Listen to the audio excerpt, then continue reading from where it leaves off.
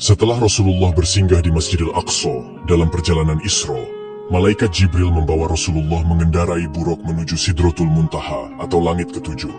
Perjalanan pun dimulai dari Masjidil Aqsa dan singgah di langit pertama. Ketika dibukakan pintu langit pertama, Rasulullah bertemu dengan Nabi Adam alaihissalam dan mengucapkan salam. Nabi Adam pun menjawab salam tersebut dan mengakui kenabian Nabi Muhammad SAW.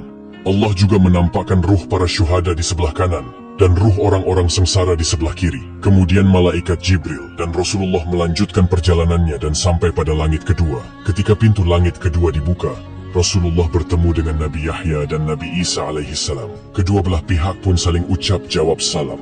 Dan Nabi Yahya serta Nabi Isa pun menetapkan nubuah kenabian beliau sebagaimana Nabi Adam sebelumnya. Perjalanan pun dilanjutkan hingga sampai pada langit ketiga. Ketika pintu langit ketiga dibuka, Rasulullah bertemu dengan seseorang yang tampan bagaikan rembulan di malam purnama di antara bintang-bintang.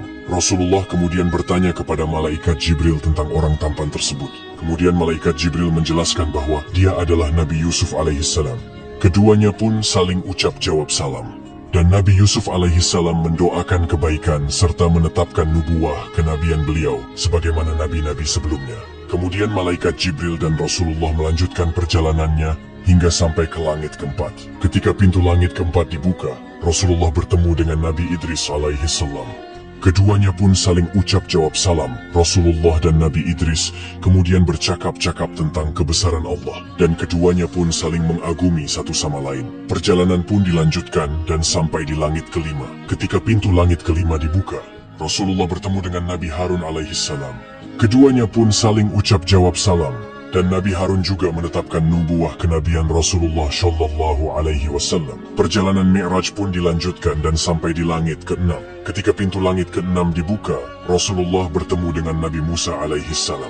Rasulullah melihat Nabi Musa sedang menangis, kemudian bertanya, "Wahai Musa, apa yang membuat engkau menangis?" Kemudian Nabi Musa menjawab, "Aku menangis karena ada orang yang lebih muda diutus setelahku, tetapi umatnya lebih banyak yang masuk surga daripada umatku."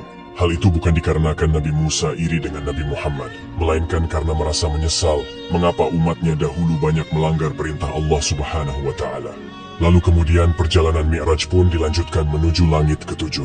Ketika pintu langit ketujuh dibuka, Rasulullah bertemu dengan Nabi Ibrahim alaihissalam. Malaikat Jibril kemudian berkata, "Wahai Muhammad, ini adalah ayahmu, ucapkanlah salam kepadanya."